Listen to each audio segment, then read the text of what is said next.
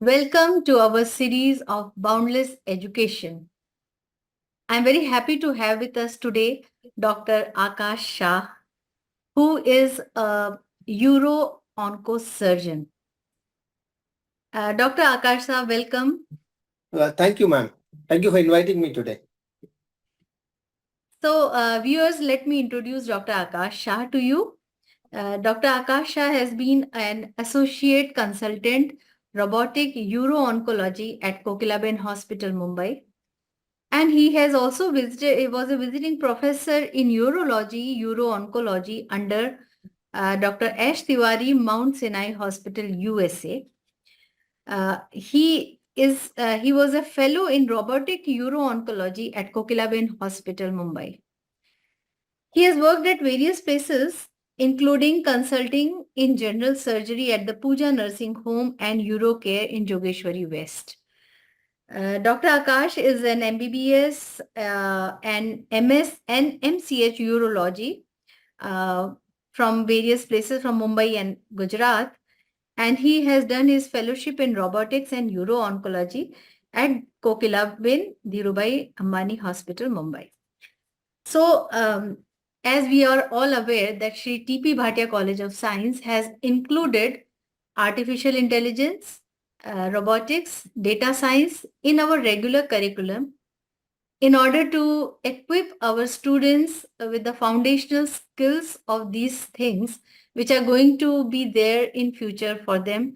And because of the robotics background of Dr. Akash, we have invited him to be with us and tell us more about the science which is coming very fast into the medical field. If you look at Dr. Akash, he has worked in so many areas in his expertise, and he has presented various papers all over the world. And today he is doing active robotic surgery in his hospital and elsewhere. So, Dr. Akash, I want you to tell our students and parents what is robotic surgery, first of all. So first of all, to understand, it is not a surgery which has actually been done by a robot. This is the basic understanding of robotic surgery. It is done by us surgeons, but it is a console, like we have a console in a video game, and there are certain arms which are working according to our movements on that console. So according to that, we execute the surgery inside an abdomen or inside a mouth or inside the chest of the patient. Saying this, the uh, associated attachments, associated advances with this robotic surgeries are so many that we end up uh, having so much information about the patient and understanding the data of the patient, understanding the basic anatomy of the patient. That is the most important thing for any surgeon. Robotics in itself has been developed over so many years with data from so many other backgrounds, making it so precise, the minimal invasion of surgery, so that we do surgeries from a pothole or a single port that's like 1 centimeter size hole in a very big area in the abdomen. So robotic in general is an advancement which has helped us to work leaps and bounds inside an abdomen with minimal blood loss, which is the most important thing for the patient. We have precision of somewhere around minute 1 mm, which is so much important for us as a surgeon, right? So that is what is robotic surgery primarily. So the other thing is this robotic has been developed using artificial intelligence, where these movements have been modulated from every single surgeon all over the world, and they have made a background that how much of a surgeon will move and similar precision will be required in the abdomen. This data has been collected by artificial intelligence, and that has been put into this intuitive surgical Da Vinci XI, whichever generation robot which I'm talking about right now.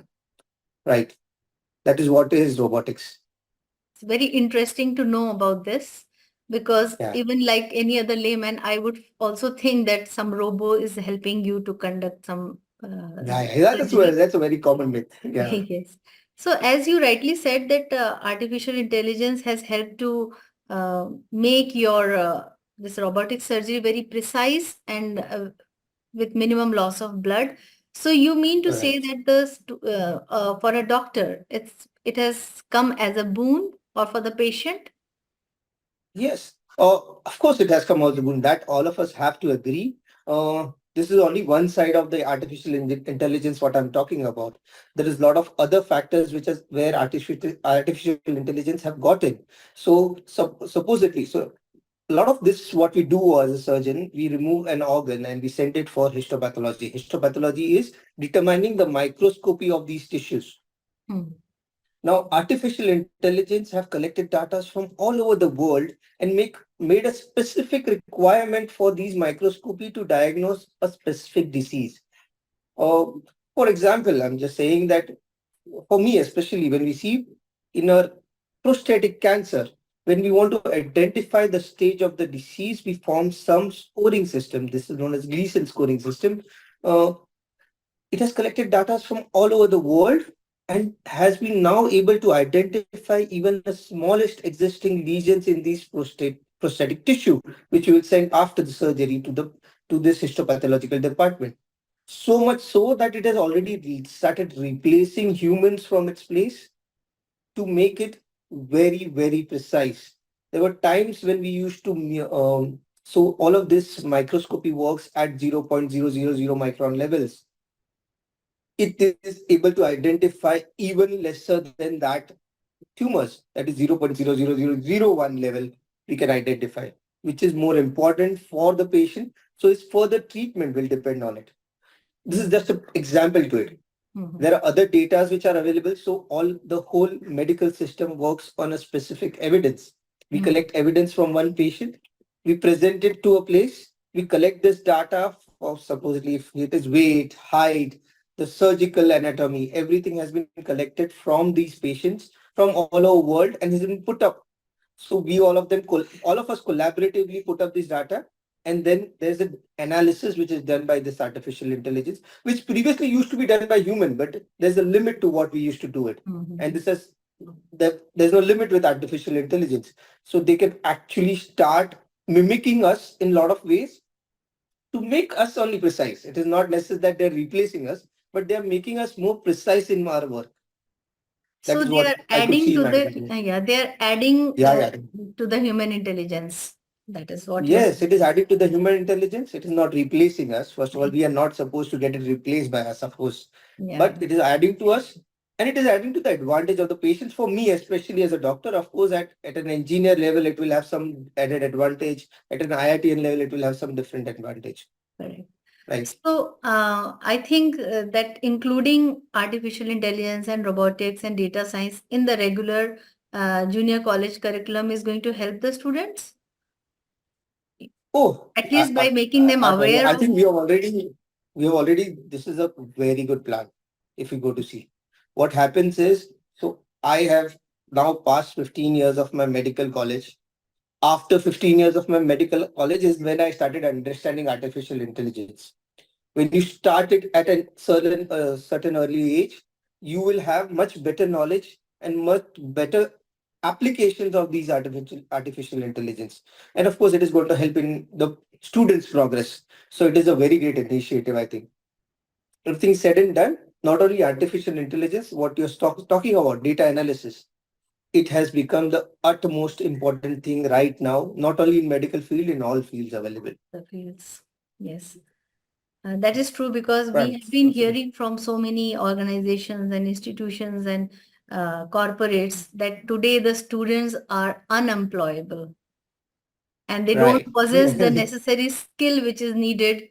Actually, they get good marks, but they are not employable. So I think that was what made us think about this. Yeah. There's one more thing which I would have to point out. It's not medical, but artificial intelligence has now come into understanding the market proficiency also.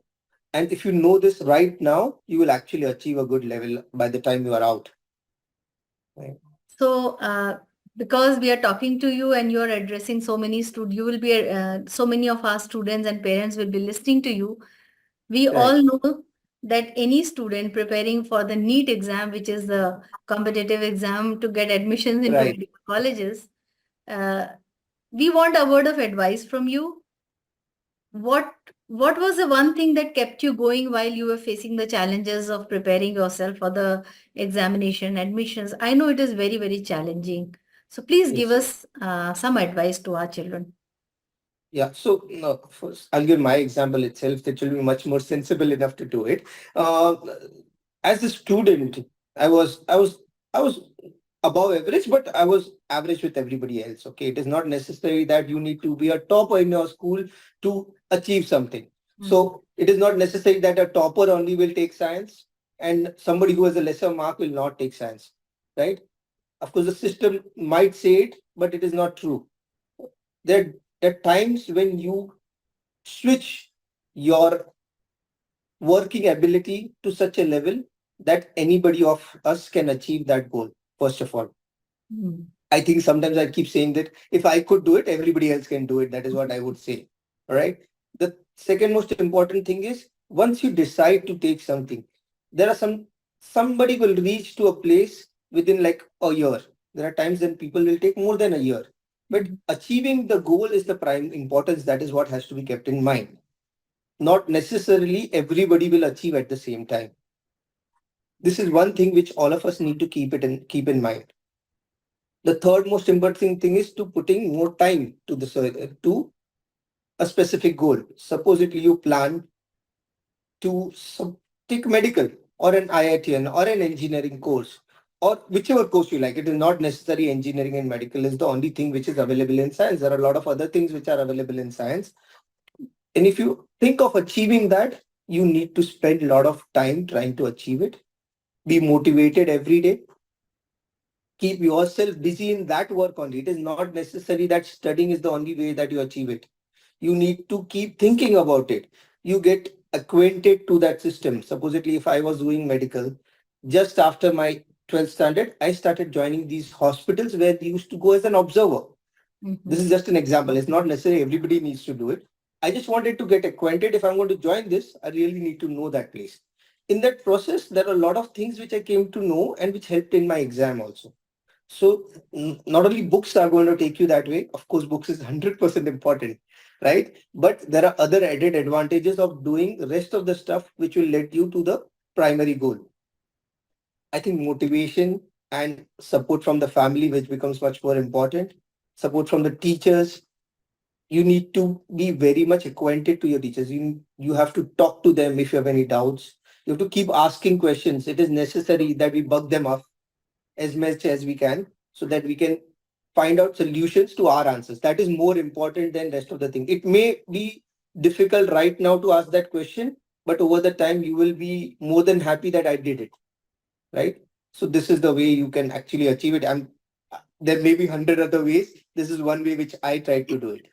I'm so happy that I asked you this question because Right. coming out from you, because you have gone through it, you have said such Yes. important things which we keep telling students. But then, since today you are also saying, I think this is very, very important that whatever your goal is, you keep thinking about it. What you said is very precious. Right. Today's Right. students, sometimes they are doing it because somebody has asked them to do it, and they're not doing it from their own, out of their own wish. Then the problems start coming in. And I really liked the way you said that you used to visit the hospital or some Yeah. doctors, and you would see Right. how it is, how they're working, Yeah. what Yeah. challenges they might be facing. Yeah, This is one specific thing which I thought would make more sense because it has helped me for me to join the medical system. correct. Until then, I didn't know much of. I knew about it, a lot of things, but the moment you join in, you see the amount of satisfaction which you may gain by treating somebody. Mhm. Monetary benefit is a separate thing, I'm saying. Satisfaction in treating somebody and the way he responds back to you is completely a different level of satisfaction. This is only for medical. Of course, every work will have their own satisfaction. No, but obviously, medical is one of the noble professions. Only two professions in the world are considered to be noble, and that's what you're talking about. The satisfaction you get Right. out of healing someone or treating someone.